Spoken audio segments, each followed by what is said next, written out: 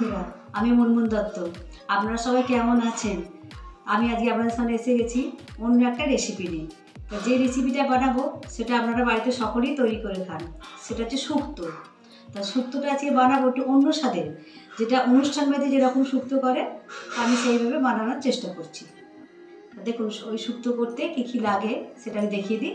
আলু নিয়েছি, ডাঁটা নিয়েছি, উচ্ছে, কাঁচকলা, বেগুন, রাঙালু, বিনস, বড়ি নিয়েছি, এই যে দুধ নিয়েছি এক বাটি। এই যে মশলাটা, এই মশলাটায় আছে চাল মগজ বাটা, সর্ষে বাটা, রাঁধুনি বাটা আর দুটো ছোটো এলাচ বাটা। চলুন এবার সবজিটা ভাজবো, শুক্তো বসাবো, সবজিটা ভেজে নিই। কড়াইতে তেলটা গরম করতে দিয়েছি, তেলটা গরম হয়ে যায়, তার সবজিগুলো দেবো। আলুগুলো দেবো,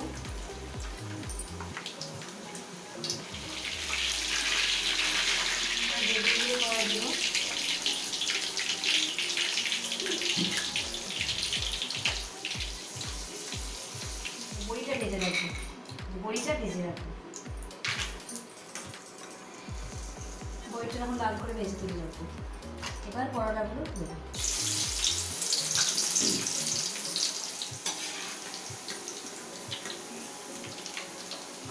করলাগুলো লাল করে ভেজেছি। জিরে ফোড়ন দিলাম, তেজপাতা, একটা লবঙ্গ, দারচিনি, একটা শুকনো লঙ্কা। সবজিগুলো দিয়ে দেবো,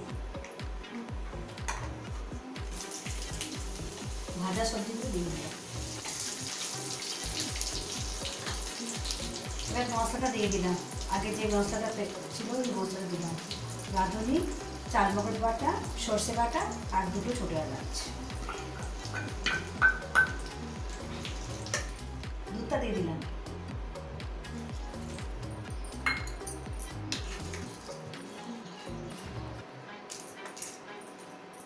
ডাঁটাগুলো দিয়ে দিলাম, চাপা দিয়ে দিলাম, ফুটতে টাইম।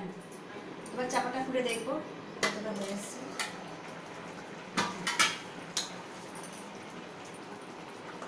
সবজিগুলো হালকা গলে গেছে, এখন তো হবে এটা। এবার বড়িগুলো আর কলাটা দিয়ে দেবো, বড়ি আর কলাটা এখন দিয়ে দেবো।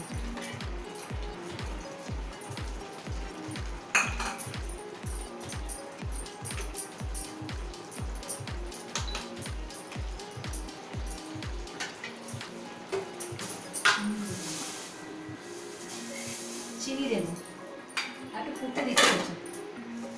এটা হয়ে গেছে,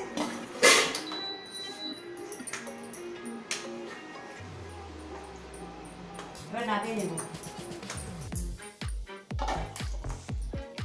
ঘিটা নিয়ে দেবো না, গরম মশলা দিয়ে দেবো। আমাদের শুক্তো তৈরি হয়ে গেছে। আপনাকে বললাম যে বিয়ে বাড়ির মতো শুক্তো রান্না করে খাবো, তার শুক্তো তৈরি হয়ে গেছে। বললাম যে শুক্তো অনুষ্ঠানের বাড়ির মতো শুক্তো করবো, তা অনুষ্ঠান বাড়ির মতো শুক্তো করলাম। আপনাদের কেমন লাগলো জানাবেন, আর লাইক করবেন, সাবস্ক্রাইব করবেন, শেয়ার করবেন। আবার পরের দিন নতুন একটা রান্না নিয়ে আমি আসবো। আপনারা সবাই ভালো থাকবেন।